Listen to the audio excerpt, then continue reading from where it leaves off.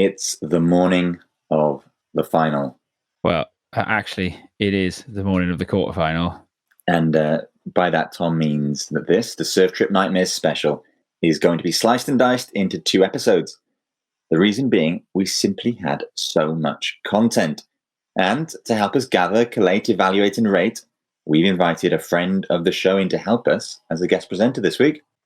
Yeah, a massive range of stories to pick our way through here.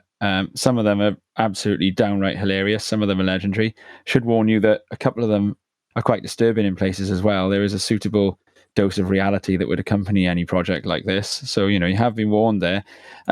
Far and wide range of places, contributors from all over Wales and beyond. We're pretty proud of this collection, and it's a real chance to amuse yourselves and get food for thought.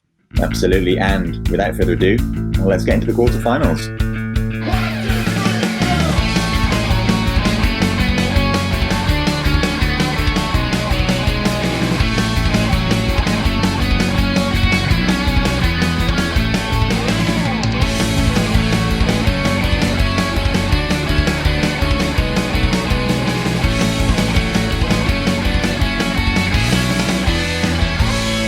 Coming up in part 1 of Crest's Surf Trip Nightmares. It's mostly going to be Indonesia to start with 17,000 islands. Would a production like this be complete without a lengthy exploration of that archipelago's role in surf travel? And we'll also recap previous guest tales, setting up criteria and a leaderboard for the Crest Surf Trip Gone Wrong Awards. First off then, because there's so much disaster to go through, we're going to focus our introductions solely on the newest addition to the team, and we're going to make it purely factual too. Not that the other intros weren't factual, mind. So I'm Tom Anderson, and you're also hearing the dulcet tones of my regular co-host, Robert Webster Blythe. And for this 2-part special, I am delighted also to be joined by 2-time European longboard champion Elliot Dudley, who's recently returned to the UK, fresh off his own dream surf trip. To be honest, apart from arriving back in the UK, it was a pretty epic trip. Where did you go again? So we started off in South America, started in Colombia, made our way down through what is actually a much bigger continent than the map would imply. So we went through Ecuador, Peru, went to Bolivia, Chile, ended in Argentina. From there, we went to New Zealand. And spent 3 months in New Zealand, and from New Zealand then we went to Australia, which was where we sadly had to end our trip following the sort of COVID-19 global pandemic nightmare. Where else did you have on the itinerary then? When we got home, we probably had another month and a half left in Australia. From there we were supposed to be flying to Singapore, and we had kind of a pretty loose plan really there, depending on sort of kind of swell conditions, that kind of thing. But we were going to spend a little bit of time doing the kind of the backpacker trail through Thailand, Cambodia, Vietnam. And then once that was kind of ticked off the list, we were going to spend some time in Indonesia. Ironically, the big plan was to go to G-Land. And then the World Surf League quite inconsiderately decided to organize an event there for the first time in God knows how long. So our plan of getting perfect G-Land to ourselves had been blown out of the water, although actually I think it could be back on again now with the current situation. So every cloud has a silver lining once we can leave the country again. Yeah, well, you're going to be in good company for part 2, actually, because of this episode, because we've got an interview with somebody who was both locked down and repatriated from Peru. So talking about having travel plans cut short. And Richard, who we interviewed in part 2, was on that flight, which the tabloids like to paint as one of the proper hell experiences of the crisis. And indeed, let's start there with Elliot. COVID-19 is, of course, like it or not, the event which sparked the whole Surf Trip Nightmares project. With lockdowns and quarantines, as well as serious instability in the travel and transportation industries, we figured this was a good way of laughing off the fact that travel remains off the cards for a while yet. Yeah, who misses surf trips? Not us. That was the initial mantra. But it's become something bigger now. We were inundated with great tales, and we realised that a lot of these disasters actually give people in the surf community a good deal of joy in the telling of them. and I suppose joy in the what's that German word, Schadenfreude. So yeah, Elliot, you are definitely the perfect start there. Then, so when did you learn that you were going to have to come back from Australia, and how did you learn it? To be honest, it was kind of it felt like in the end it was a case of delaying the inevitable. We sort of were in a bit of a bubble really in Australia. As you probably saw in the UK, they weren't affected anywhere near as badly as the rest of the world, especially Europe. So for a long time, we just kind of, we thought, oh, we'll work our way up the coast as far as we can and see how far we get really. And fingers crossed, there's been other sort of potential pandemics in the past, particularly SARS in 2003. We just thought it was probably going to go the way of that really at sort of at the beginning. So, we managed to get through Melbourne, did Adelaide, Melbourne. It was kind of when they cancelled the Melbourne Grand Prix on the morning. That was our kind of the real wake up call. That was when we knew something serious was afoot. That's a lot of money they put in the pan by doing that, isn't it? Yeah, and I mean, it was the Aussies don't mince their words. They were in uproar over that, and literally people were queuing up to get into the arena or sort of the track, I guess you'd call it, on the morning when they cancelled it. So by that point, we realised that they were taking things quite seriously. But ultimately, we knocked down before having to come back. Not really, no. To be honest, I don't know how receptive the Australians would have been to a kind of full lockdown scenario that we, like we had in the UK, for example. So they did have, similar measures in terms of social distancing. You couldn't have gatherings of more than 10 people, but even before we left, day to day, things were pretty similar to how they would always be. People were surfing. The big story that you'd have seen on the media in the UK was the closing of Bondi Beach. But that was probably the only beach that I'd say had a hard closure. The rest of them, when they say they were closed, all they actually meant was you couldn't sit down. So providing you were walking, running, or surfing, the beaches were completely open to everyone. The day we left, we were in Manly, and there was 100 people in the water. There was people jogging and having a great time. You could get a takeaway coffee, and that's as bad as it got there. So we won't get into the sort of the ins and outs, the epidemiology of it, and the who did what best. But then you got crammed like sardines into a plane, and that wasn't so ideal. Yeah, it was an interesting one. We were sitting in Sydney Airport, you normally go to an airport like that and there's, 500 flights a day, and you go in and you walk in and on the screen there's like 3 flights, and one of them was ours to with Qatar Airlines to Doha. And we sat down and someone actually came and sat next to us. It was quite funny. It was an elderly chap sat right next to us, and these immigration kind of officers came over and said, "So you need to keep 2 meters," and it was all a bit sort of serious. And it was the same, all the way through the airport checking in, and then you got on the plane, and obviously there was so few flights going that they were all absolutely rammed full because everyone was trying to get home.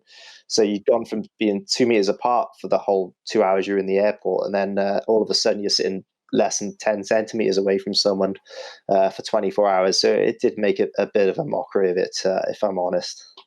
Now, quite a few parts of that experience match up with some of the other tales that we've got coming down the line. So I'm sure we'll probably hear a few more details about that from you. But I just noticed going past in the background there, that was Marie Claire then, wasn't it? It is, yeah. She's going to join us for a chat, I believe. Let's hook her in and see what she's got to say about it. Oh yeah, Elliot can't hear me now. He's got the headphones off. I can say anything about him. He won't know. Hey, how's it going? All right? Yeah, good, thanks.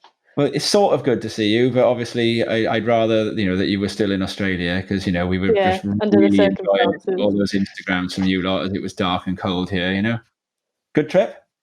Oh, yeah, it was blooming amazing up until the point that we came home, obviously. What was your favourite wave?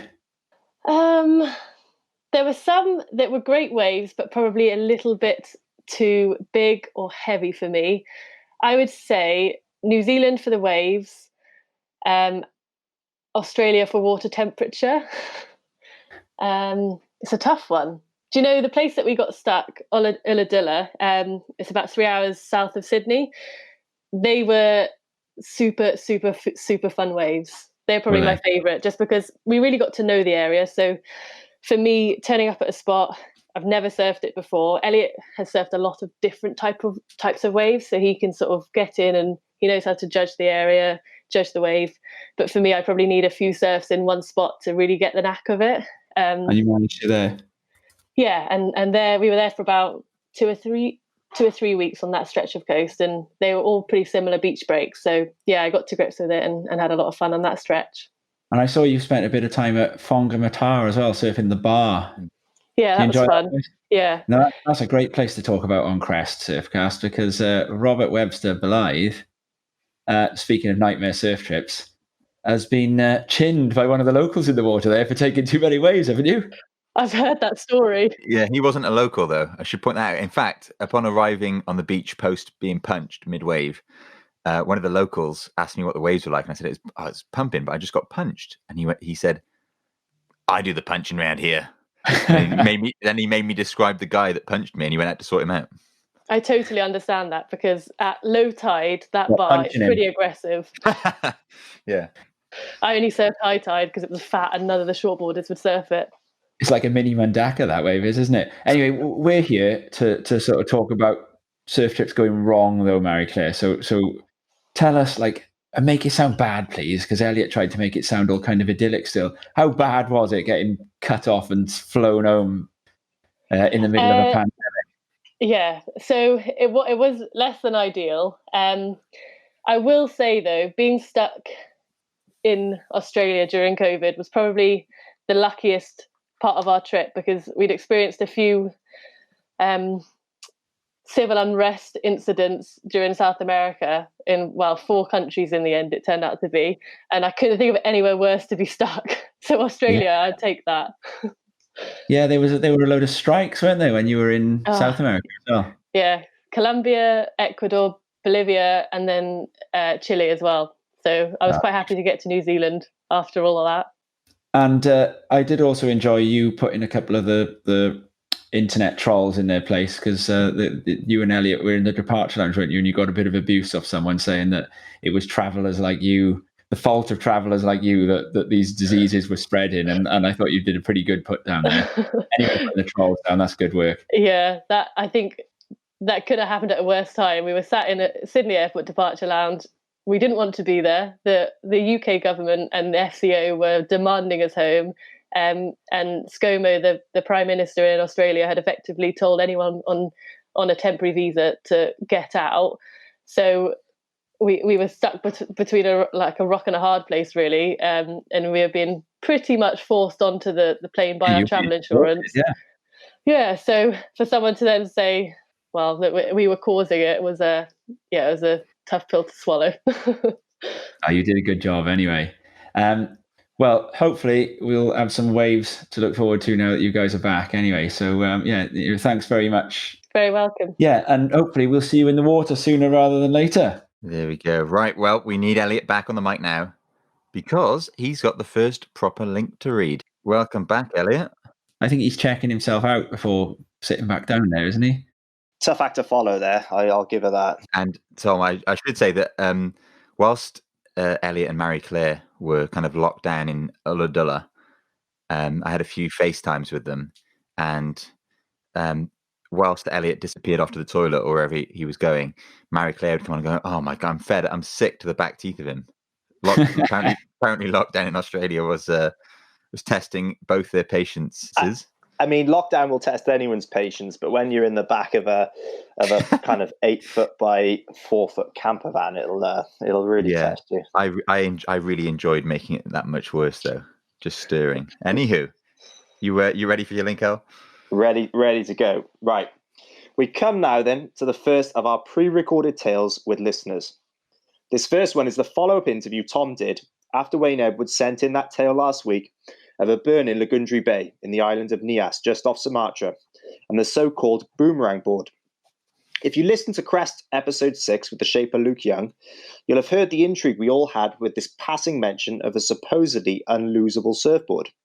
Well, during that little window of the Northern European morning, in which we align with Australia's waking hours, Tom got Wayne onto a video link, and asked him to elaborate on both that wild trip to Lagundri Bay in 1978 and the surfboard which kept coming home. Welcoming a very special guest onto Crest here now.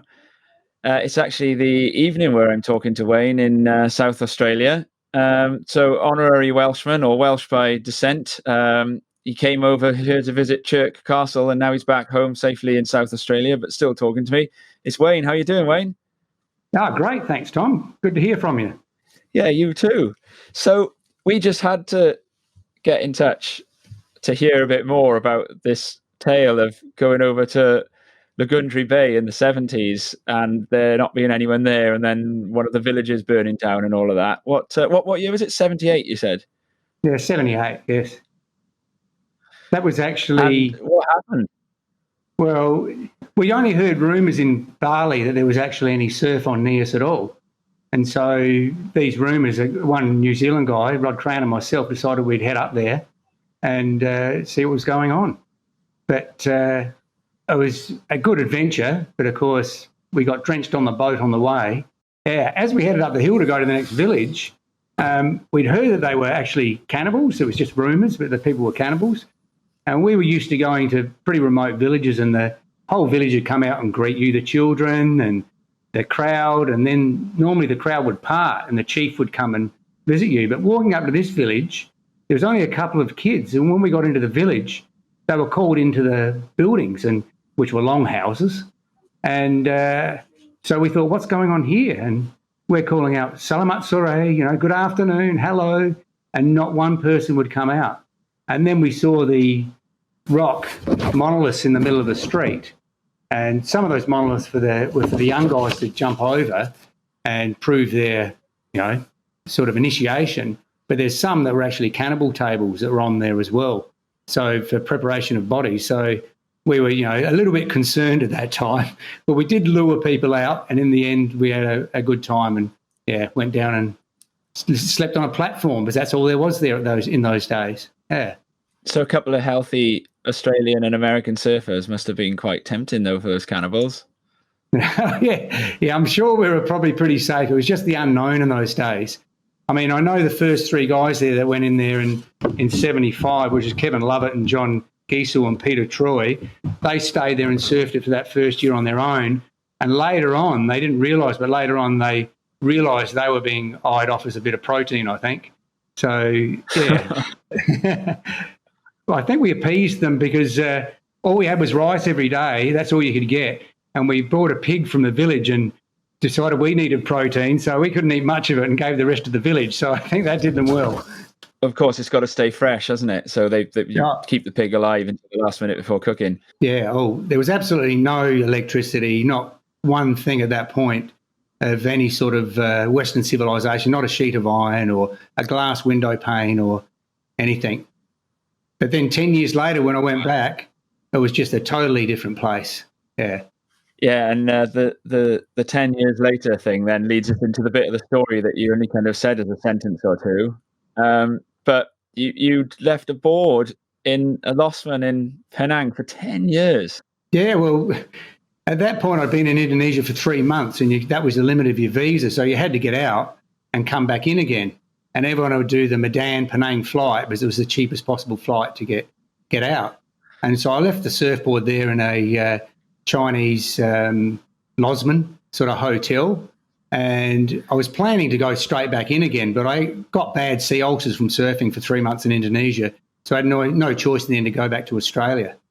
So it was 10 years later that I went back there, and I'd trip around the world, and I said to my wife, Donna, I'll go and see if I can find that surfboard. So we walked up and down the street to try and recognise the hotel. We found it in the end, and I went up to the counter and we got a room, and then I tried to describe the surfboard to this old Chinese guy, and I drew a picture of it, and he didn't know what I was talking about, so I sort of gave up. And the next day he came back and he said, handbag. And I thought, no, not a handbag, surfboard. So I thought, this is not going to happen. But the next day he called me down to the cellar and sort of excited. And I thought, what's going on? I went down there, and sure enough, under all these cane baskets and stuff, he pulled them all off. There was the surfboard 10 years later. So Wow. the board bag, which my mother made for me, because she was a dressmaker, because in those days you couldn't buy a board bag, was just dust. And I picked up the surfboard and had a few white ants and borers in the stringer, but it was still there to that day. And did you ever ride any waves on it then? No. After that, I just brought it back to Australia. I knew I had to keep it. But my son did. He went into a single fin competition about 30 years later with it. And, But it was funny. I said to this Chinese guy, because we were then going up to Nepal to do some trekking and coming back again. And he said, 10 years storage in my cellar, that was $10. I said, okay, that's 10 Aussie dollars. That's fair enough, okay. Oh, we're going away for 10 weeks. Can I leave it here again? And he said to me, yes, you can. And he said, $10. I mean, what, 10 years, $10, 10 weeks? I felt sure he thought I was going to leave it there for another 10 years. Inflation, maybe. Oh, yeah, he thought it was going to be 10 more years, did he? Yes, exactly. Anyway, it was cheap at any cost to have it stored for that long. So then once this board got back to Australia, you're calling it the boomerang board because it went missing again? Yeah, well, it was on the roof of my car, and it blew off at a place called Gulls Rock. And I realised after a while, so I went to go back, and it wasn't on the side of the road. And only one car had come the other way, and it did have a board in the back, so I figured, well, that's the end of that board. But it was 2 years later, I was going over to my local surf break, Chinaman's, and a mate of mine said, oh, isn't that your board? And I said, oh, yeah, it is. So I went up to this poor guy and said, that's my board. And he said, what do you mean? I'm there, well, it's my board. It blew off at Gulls Rock. And he said, fair enough. So he was in his ready to go for a surf and gave it back to me. So I was pretty grateful. But as I was walking off, I remembered, wait a sec, where's the board bag? And he said, oh, okay. So he went to the car and got the board bag for it as well. So, yeah. And then now it's safe and sound and staying with you. Yeah, I'll never get rid of that board. It's just, yeah. I regret ever getting rid of my first couple of boards that I ever had, a 5'8" Wayne Lynch and another couple of boards. But after that board, I've never got rid of a board ever again after. I've just decided that's it.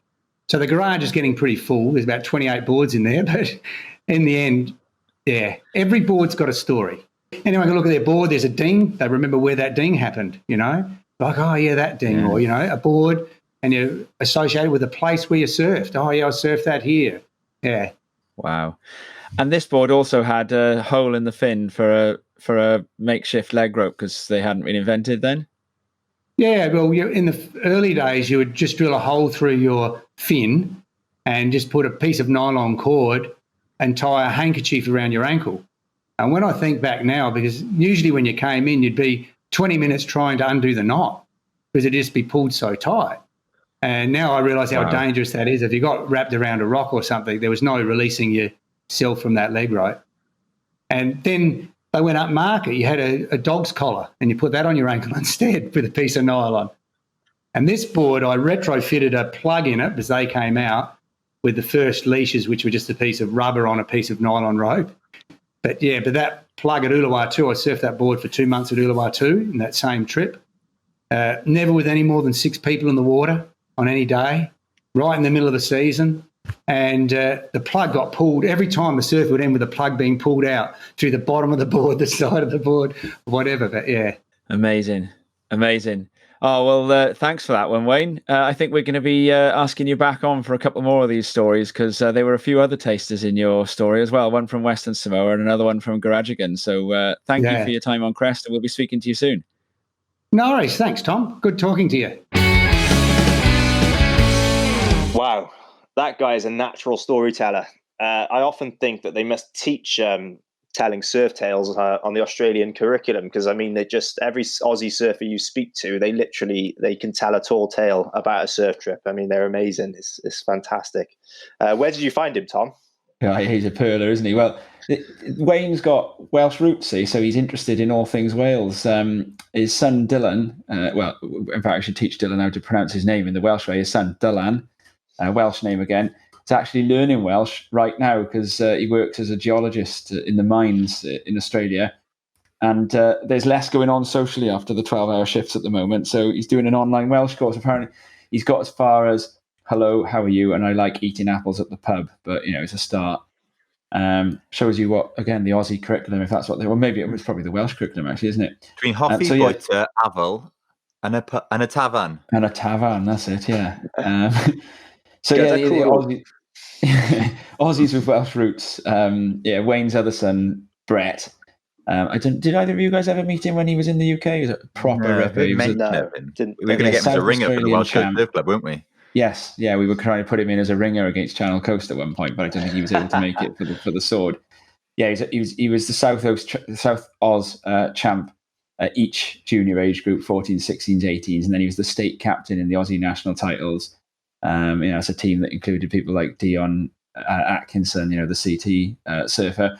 And he did a few QS events while he was here in Europe before spending a couple of years in London. And while Brett was in London, Wayne arranged for us to meet up with him because I'd met Wayne, first of all, off Timor, and straight away made a beeline for us, like, you guys are Welsh. And so, I ended up with meeting up with Brett, and we went for a trip to Lynmouth with him, really stormy Lynmouth conditions. And that's a place we're going to hear about a bit more in part 2 of the show, actually. We certainly are. How is that for a tale? It's actually got a little add-on, which we're going to hear first of all, in which Wayne remembered just after we'd finished the interview. So I did hit record again for a minute, and it was worth it, because here's Wayne's NIAS postscript. Yes, well, we're far wiser when we went back to NIAS 10 years later. So we decided when we get on the boat to go from Sabolga to Luk Dalan that we'd upgrade to a cabin. And, of course, the cabins are just the crew's quarters. So we decided we'll just give this crew member a bit more money and we get into the cabin, which was a double bunk. And but what we didn't realise, the diesel exhaust pipe ran through the end of both of the bunks. So if you didn't get burnt by touching it, it was just the heat that was generated just made it so intense. There was no way you could stay in that cabin. So we decided we were going to have to go out to the deck, but there was no room left on the deck if all the prime spots are gone. So there was only one thing. It was a table in the kitchen or in the mess area. So we just slept on top of the table. But when we woke up the next morning, it was sort of like we looked at everyone were getting up, and it was like a murder scene from some Scotland Yard investigation where there was white chalk around these bodies where they'd been murdered and left on the ground. And then, but it was in black, and we sort of thought, well, what's that? What are these black outlines of figures on the ground? So we went and had a closer look and realised it was rat droppings. They're from the rats on the boat. So my advice to anyone would be, don't get a cabin, don't sleep on the deck, but if you can get that table, that's the go. Oh, Wayne, thank you. Brilliant. No worries. I just think we should just bring him in to present the show. I mean, he is literally a natural. Fantastic storyteller. He's got more up his sleeve as well. So we plan to get something from Wayne for part 2 of this special next week. Let's talk about NIAS first then, shall we? And like what it must have been like back then. Do you guys ever wish you could have gone around Indo in those days, or would the hardship of the travel have put you off? Do you know, it's having heard it, I just love the idea of surfing. The breaks he's naming are so iconic, and the idea of surfing them with absolutely nobody in. And it's not, I mean, occasionally in this day and age, we can go to big name surf breaks or breaks that are like really, really good, and you might score them uncrowded or empty, even if you're really, really lucky. But then it wasn't even a thought. It was, you're going to score them empty. You're going to score them uncrowded. It's a wild thought, isn't it? Yeah, you take it for granted, don't you? To the point where you may have even probably been looking for people to go with you. Do you know what I mean? It's you're literally going that far off the beaten track that, you'd at least want to share the risk a little bit or have someone to back you up if the worst case scenario. I think even back in that kind of era as well, it wasn't even a case of having to go off the beaten track to experience that. Some of the like Dad's stories, he talks about having like just looking around or waiting in the beach car park for someone else to turn up before you go in. Can you, like, now you do the exact opposite? You get there at a certain hour to avoid the crowds. Yeah, and you're looking into shore constantly to make sure no one turns up. Elliot, do you remember we were in Hossegor Easter? I don't know the year. Maybe it was, I don't know, 2000. Yeah, 2008, I think. 2008, and we scored perfect La Gravier, and there were 2 Italians in, and we ended up surfing the whole day, Tom. I think we did 3 surfs, and we were coming out to change boards because they'd snapped, to eat or to drink water, and go or reapply sun cream and going back in. And I just remember looking to the beach constantly, hoping no one would come, and no one came. Yeah. Why was that then? I don't know. It's honestly one of the best days of my life, surf-wise. I have actually had that happen at Trestles, and then I found out afterwards that it was because they'd had loads of rain, and no one in California goes surfing during what they call the runoff, and so the water was full of disease from like the nearby free nuclear stuff was washing through. There's a government warning, isn't there, for 72 hours after a bit of rainfall. It doesn't affect you being Welsh. It's funny actually with the Nias story, because I grew up sort of hearing stories in Nias. My uncle Pete Dudley, who he actually got me into surfing. He went to Nias not long after probably Wayne went there, and all the kind of iconic surf photos that I've got of my uncle Pete are of Lagundri Bay, and you just literally just see that perfect kind of right hand peak coming in off the reef, and literally all his best surf shots that I've seen of him are all from Lagundri Bay, and it was kind of that mythical overnight ferry journey, and the extreme risk of malaria, all that kind of stuff. The kind of things that you don't really have anymore. There's you can even in Indonesia you can pretty much fly everywhere or get a more luxury option these days. So no, it's cool to hear someone else's sort of take on that trip. I also wonder whether Lagundri was slightly more perfect before that shelf slid because with the tsunami, the shelf rose a little bit, and it's now become a bit slabbier, hasn't it? But it used to be so sort of almond shaped. I've been there twice, but it was never. Both times I went there, we were struggling for swell. So I mean, I was there on kind of what I'd call longboard trips anyway, but they were very longboardable days. Really, really good fun wave. I mean, it was super fun. But it seems to have that kind of mutant section now that it didn't used to have. You don't often see water angles of it, but when you do, you think, geez, that is a thick wave.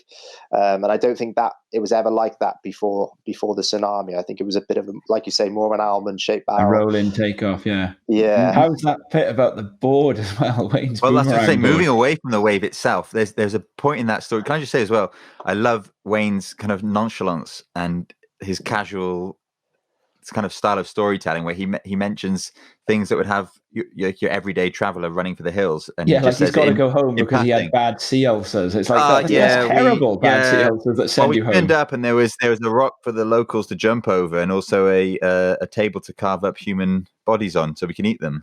Yeah. But there's a funny point in that story as well. I love the mention of the board bag that upon touching it turned to dust. We've got this like garage full of surfboards from when Dad owned the surf shop in Porthcawl, and it's like a crypt. I call it the crypt. And there's I don't know, there must be like 30 surfboards in there, and again they're covered in these like homemade board bags. And as soon as I touched the first one, it did exactly that. It just turned to dust. It's like the skeletons in Indiana Jones. Something out of Indiana Jones. Yeah, exactly. They go poof, and they become dust. I love that bit. Right, I reckon it's time to introduce this criteria then, right? So let's put Wayne on the leaderboard. I got my pen and paper here now, right? I've got a theory about this. I think Elliot's going to be very generous with this because Wayne also mentions holding on to surfboards, and that's something we mentioned in the Luke Young podcast, Tom. Right, that I haven't ever sold a board of my own, but I know Wayne mentioned owning 28 surfboards. Well, I know Elliot did a count up the other day of his, and he had 35 in his parents' house alone. Wow. I reckon that under the criteria I've devised, Wayne is going to struggle a little bit until he brings his other stories in. Because what I'm going for is there's a scale of 1 to 15, right? And I'm going to divide that into 3 separate scores out of 5, right? And the 3 criteria are score out of 5 for lost waves. So, for this surf trip nightmare, did you miss out on waves? Yeah. Then a score out of 5 for hardship. Exactly. Then a score out of 5 for the hardship and suffering. And then a score for the extent to which this tale has legs. Like, is it a fun one to tell and hear? Is it one that's going to do the rounds? Does it do the rounds? And so that's going to be out of 5 too. So in this light, I am suggesting Wayne gets a 0 for lost waves, that he gets a 5 for hardship, and that he gets a 5 for tail with legs. What do you guys reckon? Yeah, I think it's fair enough. I mean, sleeping on a table in front of Lagundry Bay. I mean, that's pretty hardcore, you know. Yeah. I'm going to do a Bob Blythe on this and say that you Well, can bring never the scale down. Yeah, you can never award a perfect score. So I can't. Well, this I is an can't say imperfect 10, isn't it? Because Well- it's 10 out of 15.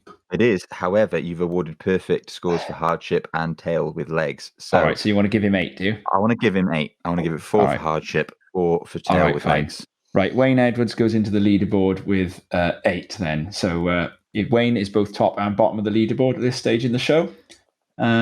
Great. Let's move on. Rob has got our next one. Gary Lewis. This next tale is from Gary Lewis, a legend of Welsh surfing, particularly the Porthcawl scene. And if Porthcawl points firing, or if indeed there's a wave at all, you can expect to find Gary in there on any given day. And he sent in this, well, quite frankly, a belter of a story, and I'm going to read it out now. I'll point out, you won't find him in the point at the moment because he's been stuck in Saudi because of the lockdown, and I'm delighted about that. Yeah, so Gary works in the oil fields out there, and he's currently stuck there. However, listeners might remember Gary from his story of the camper rolling backwards off the steps at Anchor Point in Morocco. But this is his second offering, and he's titled it, quite aptly, A Weekend in the Mentawais. Well, I guess the title of the story sort of gives away the plot of my planned 10-day, once-in-a-lifetime boat trip to the Mentawai Islands. Like most surfers from the 90s onwards, I'd been dreaming of a trip to the playgrounds area of the island chain ever since seeing the first footage of Slater & Co. on the Indies Trader some 20-odd years ago. Many years later, all the stars finally aligned, and I found myself heading south for the trip of a lifetime. I'd even ordered a shiny new 6.6 step-up that was unsullied by Rest Bay, despite Rhino's theories of breaking an Indo board in 2-foot mush. At the time, my only thoughts on whether a board would work or not were mainly based around the correct decal placement and nice colours.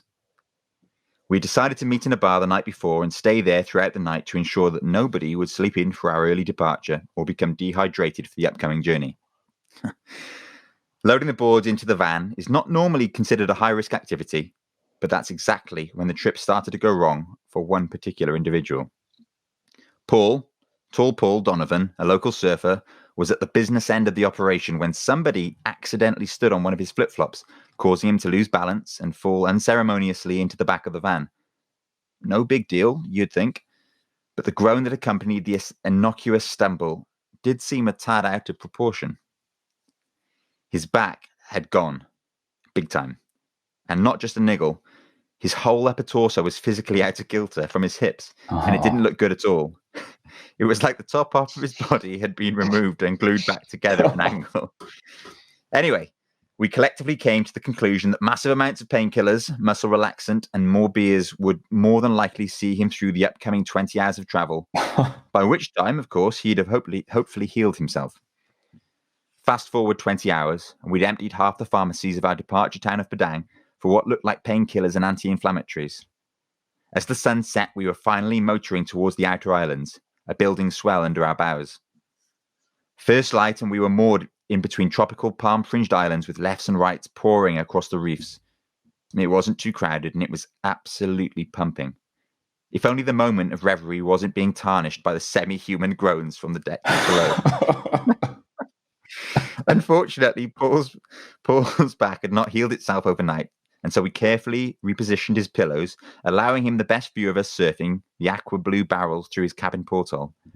He could barely stand. Surfing, not even a remote possibility.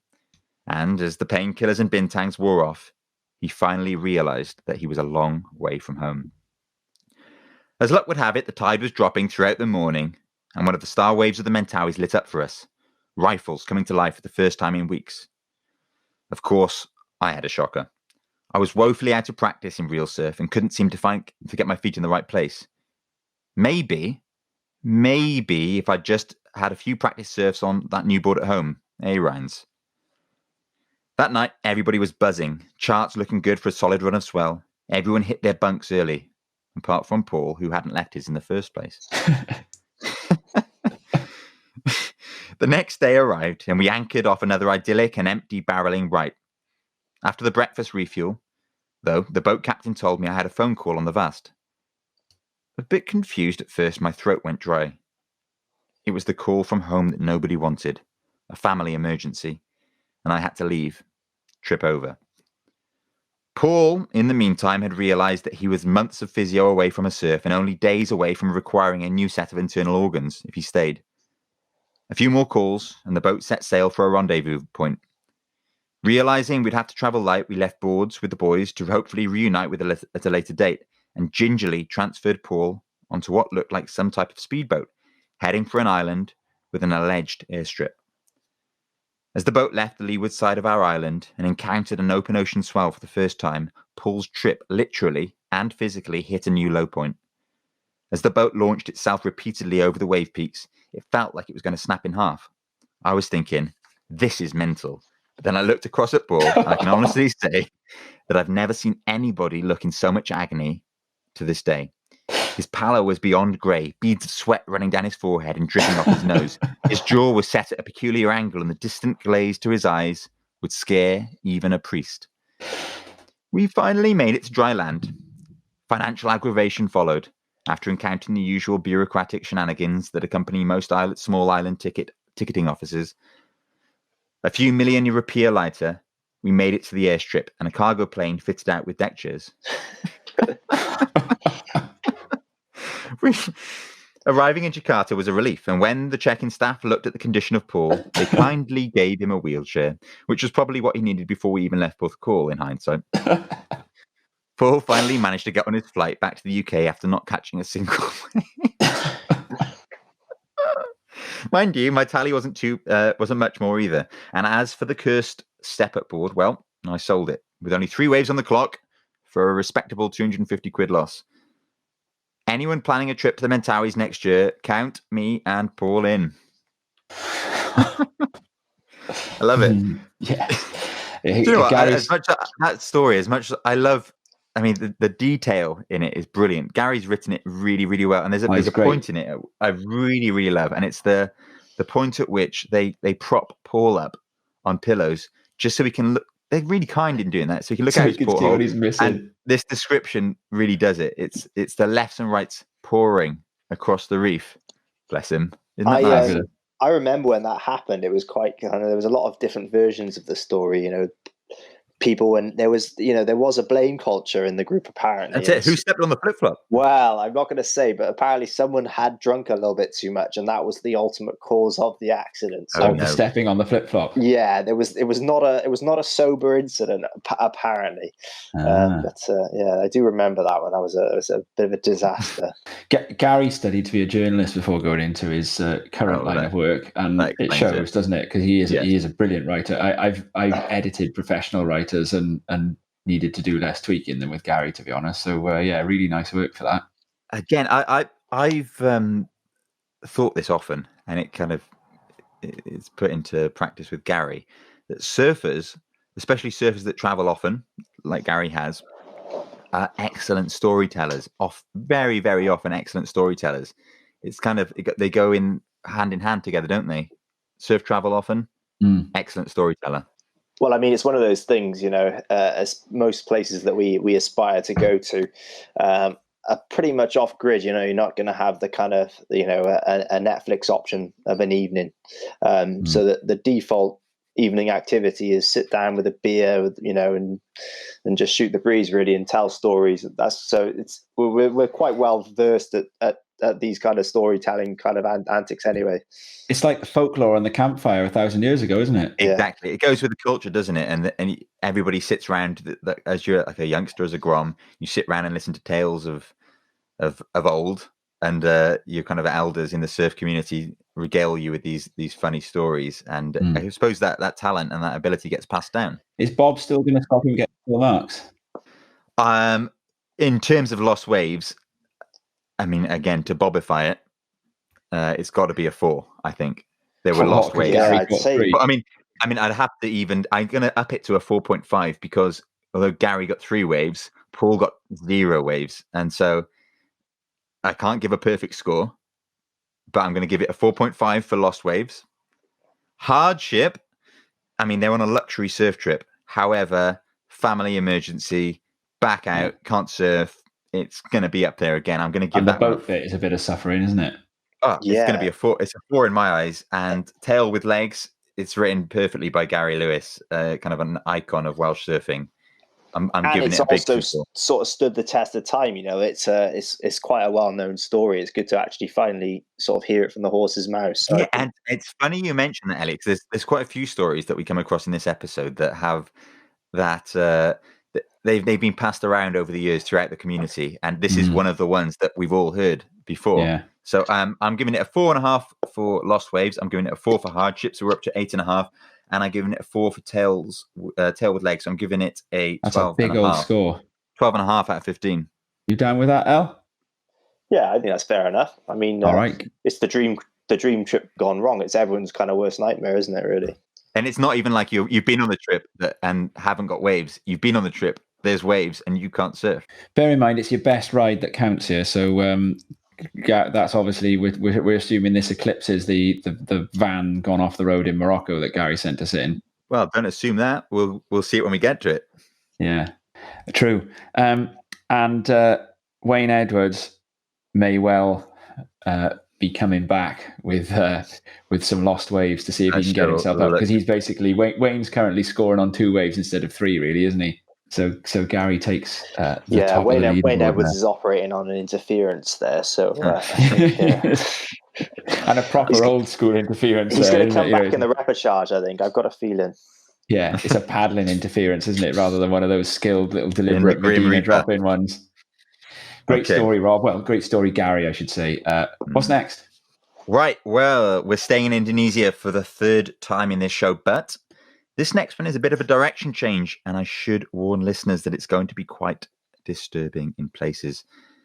For that reason, we've actually exempted it from the rating system because it's not quite right for that sort of purpose. Nevertheless, we've always promised at Crest that when we need to discuss it, the real world is absolutely on the table. We're not just here for the light-hearted banter. Tough issues also need our attention, and I think it's all too easy to think that travel, even when it goes wrong, and we get to laugh about it, is about adventure and coming good in the end. The world can be a tough place sometimes, and this next story, told to Elliot by one of Wales's all-time top surfers, Mark Vaughan, is a startling reminder of the fact that our often hedonistic act of wave riding can quite quickly coexist with a very, very different backdrop altogether. Again, I do need to remind listeners of that warning, that you may find parts of this story distressing. So I'm here with Channel Coast surfing legend Mark Vaughan, also known as Vaughny to many people. Hi, Mark. Welcome to Crest. Hey, Elliot. Nice to speak to you and see you, mate. Yeah, Vaughny is one of the more polite names I have, but I wanted to keep there are it a few clean. other ones. We're a PG rating, we want to keep it clean for the audience. Yeah, the clean ones tend to refer to the size of my nose, but there we go. I'll live with it. Now, obviously, we want to talk about sort of the theme, these kind of surf trip disasters. I know you've been on more surf trips than most. Now we're going to sort of. Is there any sort of trips that stand out for you? I've been pretty lucky over the years. I haven't really had one of those like trips where, I mean, most surfers judge a good surf trip on, or a successful surf trip on what the waves are like. So I haven't really had one of those, absolute shockers where, 3-week flat spell or something in Hawaii in January, nothing like that. But obviously surf travels take you to some weird and wonderful places. And I went to Bali in, I think it was year 2001. It was when mad cow disease was on.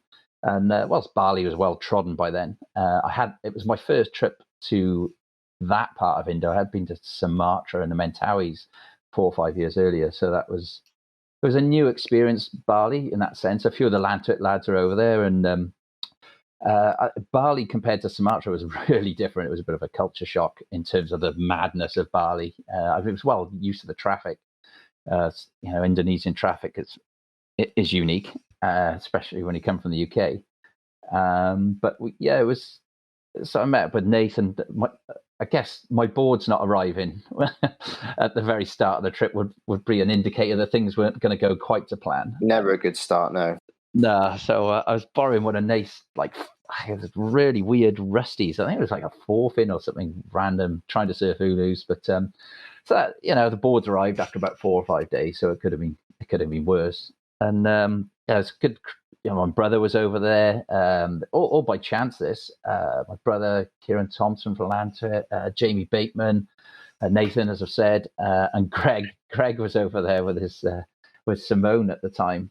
It's going back a few years, obviously. And for those that don't know, that's Portugal's legendary Greg Owen.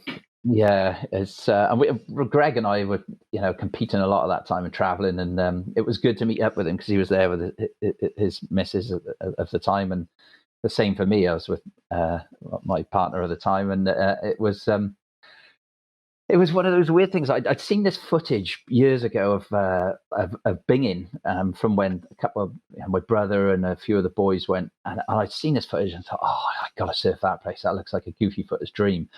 And the whole time I was there, I was just like focused on scoring Bingin. And whilst we got, some good waves here and there and really good Kuta Reef, which was fun, and airports, really want to surf Bingin. And the swell was forecast to be on. We all arranged to meet up there the next day. And a lot of the Atlantic boys who were just, single guys doing their own thing. So I was like, yeah, I'll meet you down there the next day. And I foolishly arranged to get involved with Greg the next day.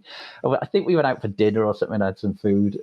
And next day I was like, yeah, Greg, meet you at like 8 o'clock, we'll whip over to Bingin. And Bingin then was just like, it was still in the jungle. It wasn't like it is now with all the hotels and 5-star hotels and stuff. So it was whip over to Bingin in the morning. So I didn't know where Greg was staying, so I kind of arranged to meet him loosely off Poppy's Lane 2 somewhere.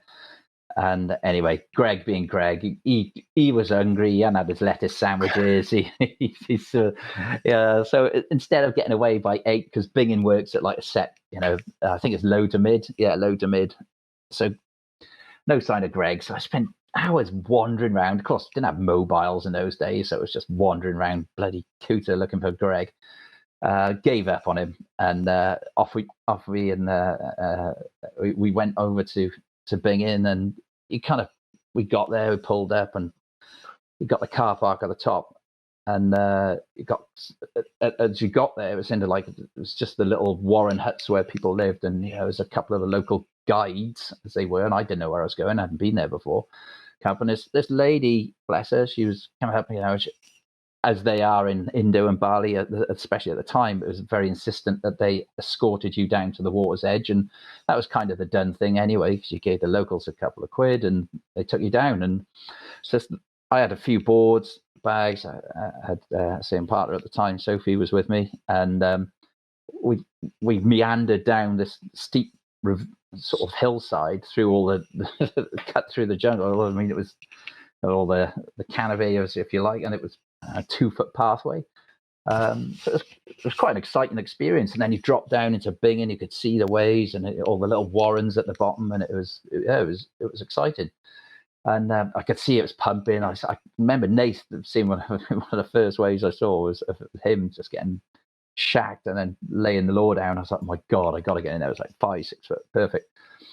So ran in, and I was aware that because of Greg's antics, I was running late, and I could see the tide coming in, and I was like, oh, Christ, better get in there quick. So rushed in, and had first wave, had a little cover up, and then saw a second section and pulled into that. Forgot that Bingin is an absolute raging closeout after the first sort of 100 yards. I got laced up the reef and cut really badly, so I'm sort of bleeding. The guys were telling me how good it was earlier. I fully missed it. And then it just literally went flat and stopped working. Like somebody just went, that's it, that's your lot. So I was feeling pretty down on the whole experience at that point, because I had one wave, didn't get another wave, got out, bleeding all over the place. I had something to eat, and it was just like, let's just get out of here. Sophie was with me, wasn't enjoying her experience of Bali particularly. And was finding it difficult being a lone female, I think, in a male surfers sort of playground. And so the lady that would escort us down and was kind of like our guide, as you as was the thing to do, they take you back up, and again you part with some money, and that was the thing. So she sort of grabbed one of my boards and started hammering off as we were starting to make a beeline to leave. And a couple of the lads, my brother and the boys, like, where are you meeting later? We'll go for a drink, blah blah blah. So yeah, arrange the time. And I must have been talking to him for a couple of minutes, and then Sophie came down and said, "Look, you better come here quick, because the lady tripped over and just thrown your board in the hedge or something." She's like, I don't really know what's going on. So I was like, okay. So went traipsing up, and when I got there, the lady, I can only put her, it's difficult to categorize her age, because obviously they have a very strenuous life over there, and mid-40s, early 50s, just lying on the floor, sort of in agony. My board was about 6 foot into the sort of, say, hedges. It's not really a hedge. It was just little palm trees and all that kind of stuff. And so I held her in my arms and just was looking at her. I was just stroking her head. I was like, kind of like, what happened? Of course, my Indonesian and her English, there wasn't much conversation. Sophie was with me, just kind of said, I said to her, go and get some help. Now, we're probably 50 yards up the hill at this point. And as I say, it's pretty dense sort of vegetation. Yeah, there's no sort of ambulance service to go to, is there, I suppose? It's all sort of private ambulances and that kind of thing over there. I mean, there was no mobiles, signals. I mean, perhaps we probably did have mobiles, but, it wasn't like it is now. And I was just holding this woman, and then she just started foaming at the mouth, and her eyes rolled back. And I was like, she literally died in my arms. And so that was easy. Up until that point, the whole day had been fairly easy, and then then things went absolutely nuts. And I'd learned some first aid. I was a first aider in work, so I started to get prepped for doing CPR, which was not easy on the pathway we were on quite a very steep pathway, which was maximum sort of 2 foot wide. And so lay her down the floor. By all the time this had happened, Sophie was back with 2 French guys that were just happened to be walking up, who'd been surfing. So we started the full, we unbuttoned the shirt, and the French guy got in the breathing. I was on the full chest compressions, and then all hell broke loose. A couple of the Indonesian guys that were coming down from the village at the top of Bingin, just like freaking out, like, what were we doing? What was going on? And in minutes, seemed like people were just coming out of the vegetation, out of the jungle, and it was just like, what? And people screaming in Indonesian, shouting and going nuts at us, and we were just like, whoa, and then as we were trying to get a doctor, an ambulance, all those kind of things, they were just, as you said, Elliot, there was none of those things available. Yeah, I guess with the language barrier, if they imagine you sort of you're walking along, and all of a sudden you saw a bunch of foreign guys that you didn't know or recognized, doing CPR on your mother or your grandmother, you'd be a bit probably a bit sort of wondering what was going on, I guess. Yeah, and it was a frightening experience, because the husband of the woman that died in my arms literally came down, and we were still in the sort of CPR resuscitation position, and he just started lashing out at me and the French guys, and we were just like, whoa. We were very fortunate. One of the Bingin surfer locals turned out, I think his name was Jimmy, possibly, spoke excellent English, and was, without him, I don't know what would have happened, because the one reality was that we were in a foreign country. We didn't speak the language. We didn't understand the religion, which is huge in that part of the world. And we were we had no authorities to help us. There was there was people, what seemed to be only a 2 foot area to house just sort of 2 or 3 people, making up their way up the path. We were surrounded really quickly by 30, 40 people, all in, up the ravine. It was just mental. People screaming. There was stuff going on. My mates, the Atlantic, nowhere to be seen. They absolutely left us for dust, tucking into their bing tangs on the beach, and sort of patting each other on the back. of what was going on, and congratulating themselves on their tubes, and I was still bleeding. I think we stood there for must have been about 45 minutes, and then Jimmy, if that was his name, the local surfer, took us up to he said, right guys, this is what's going to happen now. He said, you were with the woman, so you have to pay your respects, and you have to come up to the village and you stand with them until I tell you can go. And there was a makeshift kind of bamboo stretcher came down. The local people come and took the lady away, and we were then stood in the village. We'd only been in Bali about 4 days. My skin wasn't ready for 3 hours of 2-3 hours or whatever it was of brutal sun exposure. So we were cooking. It was there was some sort of ritual went on. We stood there, paid our respects, and then Jimmy sort of turned to us and said, right, go, and don't ever come back. So I guess I was probably some sort of devil, I was perceived as, but holding, we asked him, what about an ambulance, a doctor, do you call someone? He was like, no, that's it.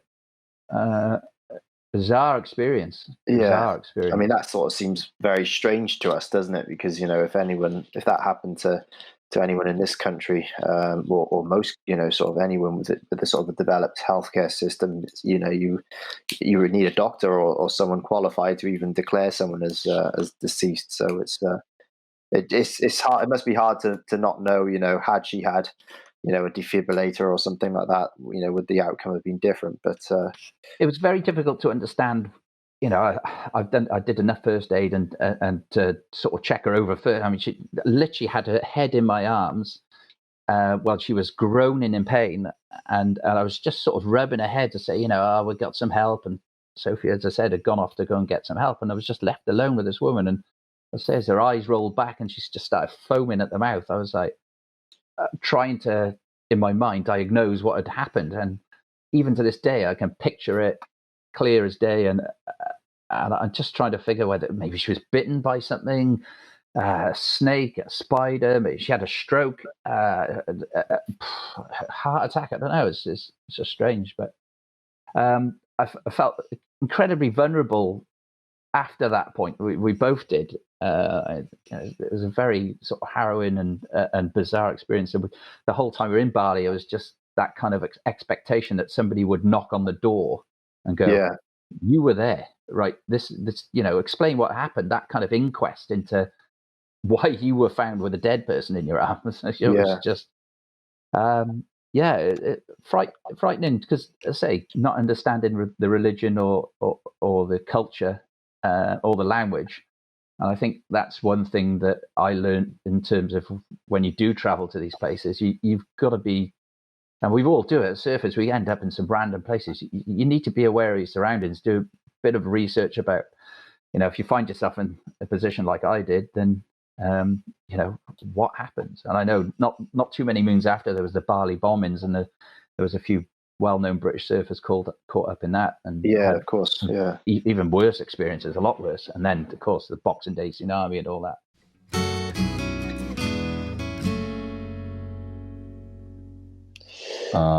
That is such a heavy story. That is really, really disturbing. It's harrowing, isn't it? Yeah, well, I think a lot of surfers, because of the situations we put ourselves into, we do think we're invincible. We often forget, that some of the places that we go to are quite, the people are a lot more vulnerable, and they don't have the kind of infrastructure that we do and the healthcare. You imagine a situation like that happening at home, and you've probably got a defibrillator within, a few hundred meters away from you, or at least a mobile phone to maybe call an ambulance. But you literally, it's that kind of almost feeling of helplessness you would have in that situation, that there's literally nothing you can do, which probably makes it even worse. If you're there and experiencing it, it's a helplessness that I can't really even imagine. Yeah, you say you can't imagine it, and the point at which Mark says that she died in my arms still kind of like stopped me in my tracks. And like you say, it's almost impossible impossible to imagine it. But the tragedy, obviously, the tragedy is obvious in that, I mean, someone has died just doing an everyday task, presumably going up the hill at Bingin. But in addition to that, I also felt like just a pang of, like, I don't know, it's like that fight or flight response. I felt danger for Mark and Sophie at that point, stuck on the hillside with these people screaming at them. And I thought, well, clearly they had nothing to do with the death, and what's going to come next, you just don't know. Do you know, we're also, I think, in Western culture, we're quite kind of scared of death and facing it. And I know that in Bali, you know, I've been to cremation ceremonies in Bali, once on Lombongan Island and once in Ubud. And that kind of fear of death and the way that they sort of talk about death and deal with it is that they're much more sort of, they look it in the eye, don't they? You know, and like, you know, I know in Mexico as well, you know, you've got the Dia de los Muertos, you know, and the way that they all sit around a grave there. And I kind of almost wonder whether sometimes in our Western cultures we actually find it harder to cope with because of that. I think it's that kind of overwhelming faith, you know, in Mexico, there's that kind of the religiousness, you know, and like you said, the Dia de los Muertos, you know, they really do kind of they believe in, you know, they've got this kind of faith in God, and, you know, and kind of combined with the kind of you know, some of the indigenous religions in Mexico, and then likewise in Bali, you know, that they're very religious, and perhaps that provides some form of comfort to them in these situations, whereas, you know, we live in a very sort of scientific kind of sort of world where, you know, even in that situation, you know, we wouldn't even make the call as to whether someone had died. You know, they'd have to go to a hospital, and a medical professional would have to deem that they passed on. Yeah. But you know, in that scenario, it was kind of, you know, the local, you know, the family and friends had sort of almost made the call, really. And how little interest the villagers take, it seems, in finding out a cause of death. You know, it's just, it's happened and that's it. I mean, I guess, you know, in this situation, unfortunately, you know, with that quest for information, it wouldn't change anything, you know, and would it provide any comfort? I think, you know, perhaps, you know, we're always looking for a scientific explanation. Whereas if you, I guess, if you have that kind of faith, you know, you put your trust in a higher power, and maybe you're a little bit more accepting of that. So, you know, there's lots of different things at play. It's a wild tale, isn't it? And the thing that, again, moving as hard as it is away from the tragedy of the death of, you know, a local in Binging, putting myself in Mark's shoes, to think of it, it's his 4th day in Bali, the first time he's ever been there. 4th day in Bali, presumably it's 20 odd years ago. He's mid-20s, and someone dies in your arms. That's just enough to make you spin on your heels and board the next flight home, isn't it? Oh, I mean, it's not something. It's funny, when I was chatting to Mark about it previously, I mentioned that when I was 17, we were on a family surf trip to Lanzarote, and remember this. And a chap died. We were at Famara, just, you know, an average day, standard, you know, Lanzarote beach break, and you know, and a chap just went out for his morning swim on Christmas Day and drowned, and, you know, and I pulled him out of the water, and we, you know, we all tried our best to resuscitate him, but it's, you know, it's one of those things, you know, I guess it stays with you forever, but I guess, you know, for me, it triggered a kind of a desire to want to maybe educate myself on how I could better deal with that situation. You know, at the time I was young, I was 17. I didn't really know how to deal with it. I didn't have any real knowledge of CPR or life saving. And as soon as I turned 18, I went and did my lifeguard qualification. So, you know, I think everything happens for a reason, you know, and whether you believe in a God or not, or if you just believe in kind of karma or whatever, I think, you know, we have these experiences. It's how we act on them and how we learn from them. That's the most important thing. Yeah, and I think also what both Lanzarote and Bali have in common there is the fact that, you know, they're places that you go to for an escapist experience, isn't it? And we wouldn't be covering the true nature of travel if we didn't address the fact that things can go wrong in foreign lands, and badly wrong. Travel, and why we revere it so much as an essential life experience for surfers is not just about enjoying the natural resources of a land more blessed than ours in terms of weather and waves. It's not about hitching a ride on adventurous coattails as if these countries are like a theme park or something, and our money is just going to assure us a safe exit through the gift shop with a souvenir photo. And that said, surf culture is something that we can share with the rest of the world, though, isn't it? And for that reason, the life of a traveller does mean that you do have to take those lows and highs in your stride, side by side, really, isn't it? Yeah, absolutely. As surfers, we get the privilege often of truly interacting with the landscapes and cultures we visit, don't we? If it wasn't for the hunt for waves, we'd never find ourselves pitching up in these far-flung villages, staying with local families, sharing the peak with the people of such starkly different cultures to our own. It's the pursuit of waves and the joy of riding them, and later exchanging our memories and celebrations of the act, which brings us together, whatever background you're from. Food for thought there. With Elliot's last comment in mind, I think it's a good point to begin our recap of our previous guests' choices of tale. Because the first one we had from the writer and North Shore historian Andy Martin carried exactly that tone. Let's listen back to a quick reminder clip. But the one that really is historical to me, because it goes back to the 80s. This is a Californian guy. He's on a surf trip in Europe. Fine, but at one point he got on the wrong plane. Got off in Berlin. And okay, this is the interesting thing. When the Berlin Wall was still intact. So he gets off and goes, oh, okay, well, I might as well go and check out the wall while I'm here, but was already pissed off. So gets to the wall, sees all these kind of border guards, trying to stop East Germans coming over to the west, and shouts up at them. This, I believe, is historically testified and then documented. Shouts up at them, man, you are bummed because you will never know what true surfing really is. And the funny thing about that is that he was wrong, because Michael Scott Moore has shown in his great book about surfing, and he's half German, Michael Scott Moore, half German-American, but he actually interviewed some of the Berlin Wall border guards afterwards, and they turned out to be surfers.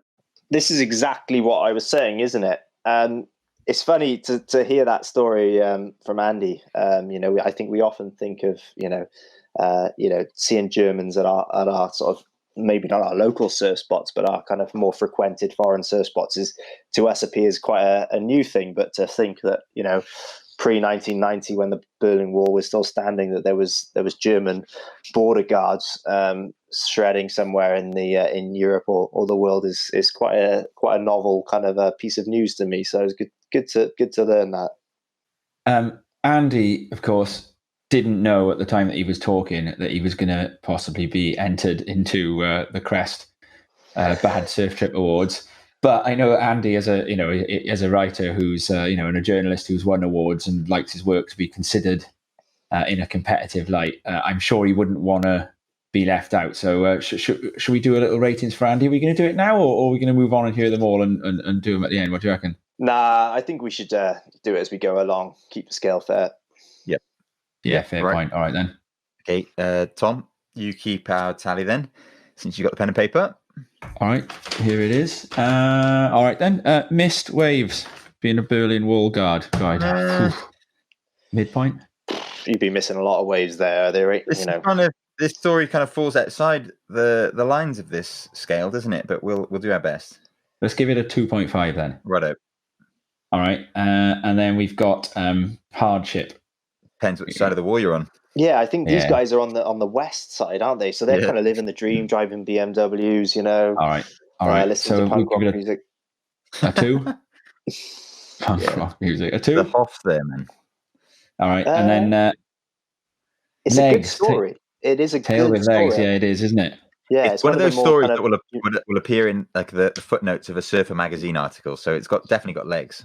It could make a non kind of a more mainstream media outlet. This one for sure. It'd be interesting. So should we give it a 4? Yeah, for legs. I think so. Yes. All right, and so that's going to get an 8.5. So Andy Martin is now just edged above Wayne Edwards, although Wayne Edwards' second run is still to come. Very nice. Well, into well done, seventh Andy. place.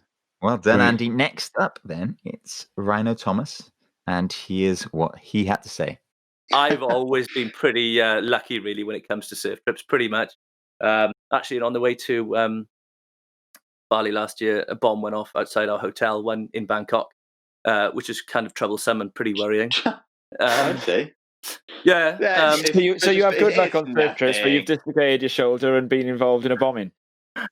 Yeah. And in fact, and the year before, we were coming back out of Denpasar, flying back to Dubai, and we had a fire on the airplane, which was pretty bad as well. I'd say that this demonstrates again to the listener a kind of a facet of Rhino's personality is that he's rather laid back in that despite having a dislocation, being involved in a terrorist incident, and a fire on board a moving plane, he's not had any problems on surf trips. No, but I tell you what the cool one was. We were in Bali last year. We had I think we had about 4 or 5 earthquakes as well, which was a new one for me. But that was really interesting, good fun. I wish you could have included the tale of Tom Curran writing him a song as Rhino's entry. Well, we thought about it, but no, it has to be a surf trip nightmare. Yeah, keeping the field level. What do you reckon then? This did cause quite a lot of amusement in the week that it was out, didn't it? I don't know which bit is his entry. It's like all of them. I love how kind of sort of blasé he is about, the fact that the engine blew up on the plane. I mean, it's kind of like, oh yeah, and that happened. That's right. I'm going to go backwards with this one. So I'm going to work backwards from tail with legs, and it's definitely got legs because there's a terrorist incident, there's a plane on fire, there's earthquakes. So I'm going to give it. I'm going tops. I'm going as high as we can go on the Bob scale. It's 4.5, 4.5. 4.5. All right. The legs. Oh, the legs. Fair enough. Yeah. Hardship. Luxury surf trip. Doesn't sound like they were in the hotels and comfy. Doesn't sound like it impacted the trip in any way. And he's done himself out on the hardship. He's actually talked the hardship down. So he's a 1, isn't he, for hardship? All right. Rhino knows how to travel. Lost waves. None of them costing waves. 0. 0 for lost. No, it couldn't do. Does the Bob scale have 0? Yeah, Bob scale works from the kind of the thinking that everything is a 0. Okay, so Rhino comes in. I remember Dad scoring me in a 5.5. contest once. He was judging because he didn't want to appear biased. I think he scored me a 0.5 for every wave, and I was in my head. I was ripping. You did. It was great. I think I was in your heat. I got a 0.8 on one. We had a very funny judging scale story back in the day when surfing wasn't quite as professional, and competitors used to have to judge each other between heats. And we're talking the British Championships. No less. It wasn't some club competition, but we'll leave that one for another episode. Yeah.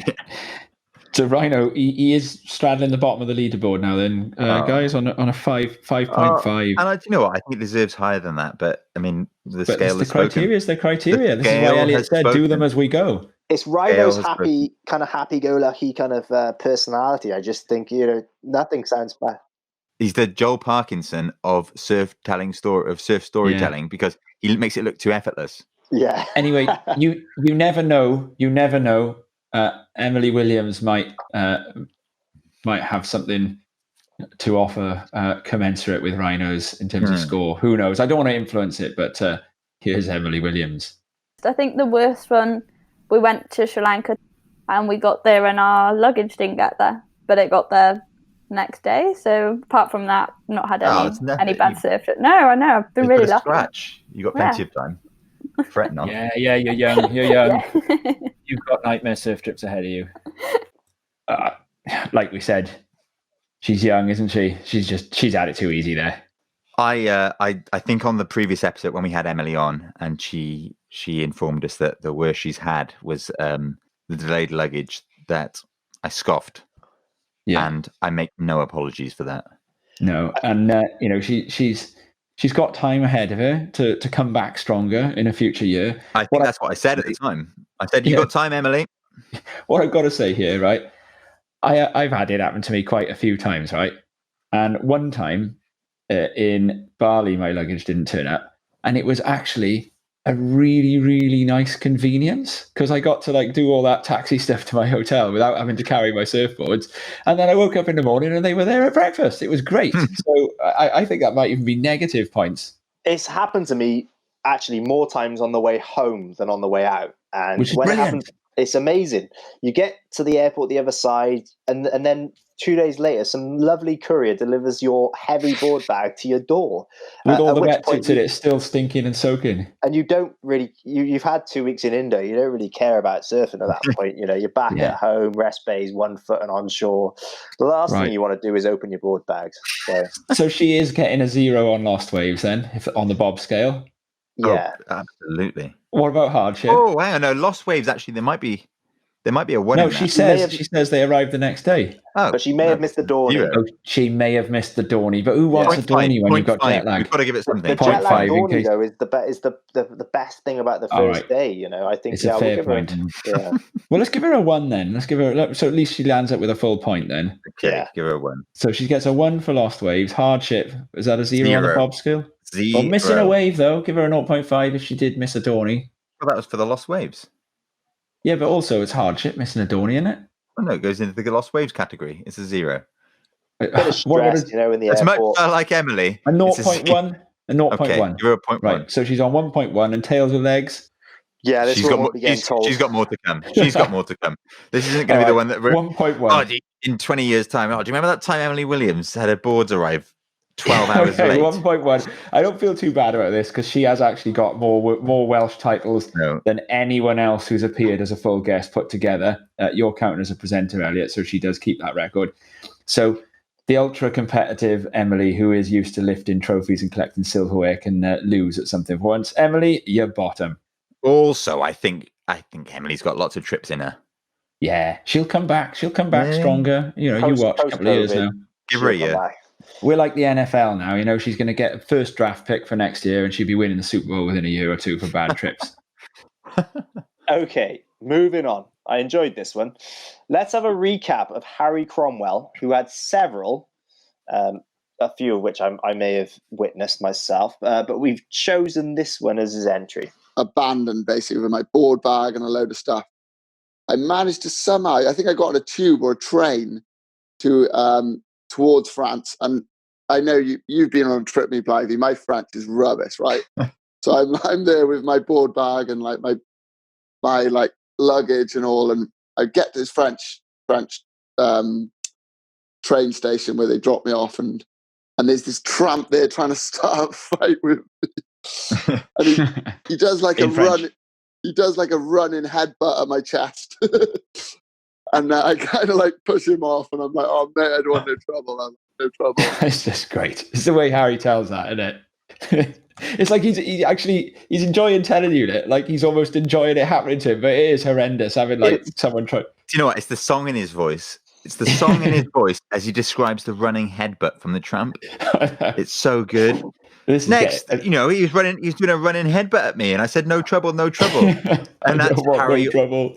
It's Harry all over. I've been in France with Harry, and he is a cheeky bugger, and he always has been. Because I remember Harry when he was like he was really small for his age, and he was tiny, wasn't he? He was super. I was like 17, 18. I'd kind of grown to as big as I was ever going to get, and Harry was tiny, and then all of a sudden he was like this. He was like a full grown adult, but he was still, to me, was always little Harry, and he always kept that personality, that kind of cheeky kind of. You could never be really too mad at him, He was But this tramp was mad at him, right? For no given reason. He's going to get a score for Lost Waves there as well, isn't he? Because he did. I'm sure those mates of his were out having their Dawny. I think it's self-inflicted.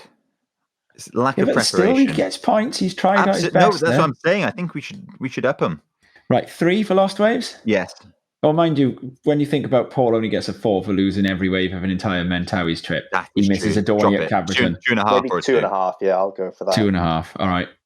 Hardship, yeah, a bit of it. Nah, well, you're in France. You're fine. In France, you're broadly fine, whatever the occasion. All right, 1.5. Yeah. Well, I mean, legs. He could end up in the in the Bastille. You don't really know these. The Bastille, or the gendarmerie. Yeah. In terms of the legs, it is a good one. Give it a 3 for legs. Got legs. Up it. Let's where we took away from him before. Let's up it this one. All right, so 3.5. So that gives him a 5, a 7.5. It's the way he told it. The way that he told the story of the tramp charging him with his head and took it on the literally took it on the chin, figuratively and literally. He told it with a song. All right, 3.5. He's half a point behind Wayne Edwards then. So in he goes. And then finally, Luke Young. Now, I was here for this one, and it was horrible, although, like a few of the others, I don't know how it's going to rate in terms of lost waves, because I actually think that this trip to the Hebrides was some of the best waves I've ever seen.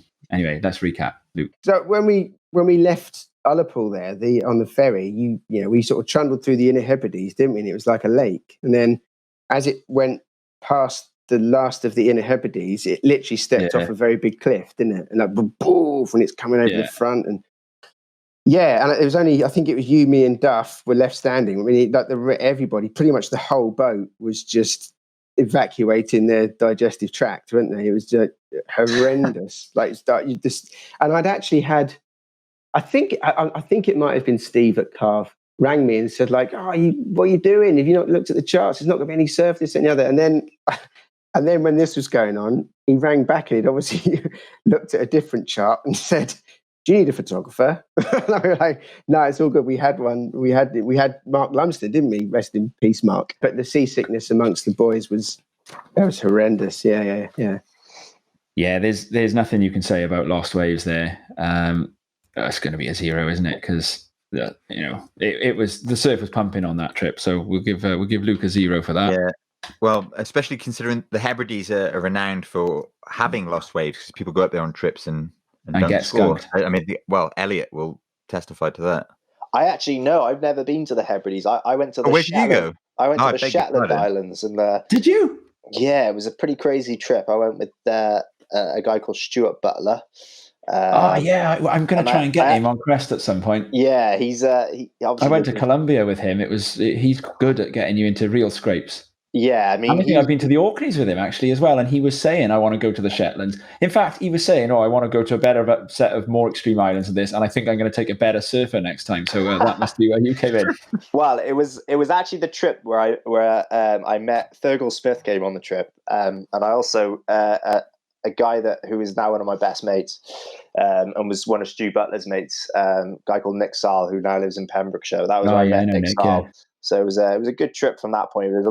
But it was more the kind of the trip ended up becoming more of we were sort of exploring the pubs of the Shetland Islands rather than actually getting any waves. Although the best surf that we had on that trip was when we got kicked out of the pub at 11 o'clock, and obviously being so far north, it was still light for a few hours. So we'd had 3 or 4 hours of drinking, and in that time a storm had kind of kicked up. And outside of the pub, there was this really kind of fun right-hand point break. So at 11 o'clock at night, pretty drunk, to be honest, we all dove in and kind of had probably one of our best serves of the whole trip. So it was kind of even though it wasn't the most classic of waves, we definitely had some fun out there. Sounds like a Stuart Butler trip through and through. That does. How have we ended up trying to rate a Stuart Butler trip? Yeah, that's good. Yeah, we've got lost there, haven't we? Move it on. That's all right. Right, hardship on that Hebrides trip. Now, Tristan Jenkin, he suffered. Yeah, I enjoyed extreme physical pain. That's a 4 for hardship, isn't it? Or a 3.8. It's not quite full marks. Let's go 3.8. Yeah, 3.8. Okay, and then in terms of the legs, Luke tells it well. He does, and as I said at the time, this is a story that I grew up on. I suppose because of the videos that you and Matt had forced me to watch, but it's a story of the pumping waves, which is why you get 0. But it was a story that I was aware of as a grom. Yeah, so okay. It's got legs. Let's go 3.8 for that as well. Oh gosh, you're making me do maths on the spot. So that's a 4.6. No, it's not. It's a 6.6. No, it's a 7.6. No, 3.8 twice. 7.6. 2 3 to 6. 2 8 to 16. It's a 7.6. Here we are. 7. Oh, he's pipped Harry Cromwell by 0.1. Lovely. Oh, getting competitive now in the middle part of this leaderboard. You hear my primary school teacher mental maths coming to the fore there. Yeah. So are we lumping guests, listeners, like Chuck all of these tales just in together, one leaderboard for the lot? Yeah. I reckon so. Why would they be any different? Mm-hmm. Yeah. Okay. That means at this point, then we're coming up to the end of part 1. We're going to have a sort of overnight leaderboard then up until next week, are we? Yeah, do it. Here it is. Okay. Bottom of the leaderboard. Actually, you match the day, you go top to bottom, don't you? Okay, so sitting at the top of the table on the overnight lead. I'll try and do my golf like my Peter Alice voice or something. Shall I, the top of the leaderboard here at the end of day 1. It's Gary Lewis at 12.5. Andy Martin, 8.5. I can't do this voice for much longer. Wayne Edwards, then at an 8 in 3rd place. And then we got Luke Young sitting in 4th overnight, 7.6, just ahead of Harry Cromwell, 7.5. And coming down to the bottom of the table, it's Ryan O'Thomas with 5.5 and Emily Williams with 1.1. I was genuinely excited hearing that list. I had no idea what the standings were. There's going to be more to come. But that's great, Tom. Thanks. And well, that about brings us to the end of part 1. Then what's to follow? Coming up in part 2 of Crest Surf Nightmares special, we'll be hearing whether or not the presenter's parents can contribute anything of commensurate quality to those of our guests and listeners. We'll be hearing from Aberavon's own Gemma Harris, now of Pembrokeshire, who has a great tale involving one of this land's best-loved characters, Mark Splinter Griffiths. Can any of our listeners guess what that one might be? I'll be back in touch with Mark Vaughan and giving him a chance to submit something which is eligible for the leaderboard. And we'll also hear Portugal's Richard Stroud with a tale of being stranded in Chicama, Peru, the world's longest wave, as the spring 2020 lockdown began. All that, as well as the final awards and another pair of gems from Wayne Edwards in South Australia. How was that, boys? Yeah, great. You've got to say thanks and goodbye, though, didn't you? Okay. Well, thanks for listening and keep an eye out for part 2 next week. Bye. Bye. Hwyl fawr.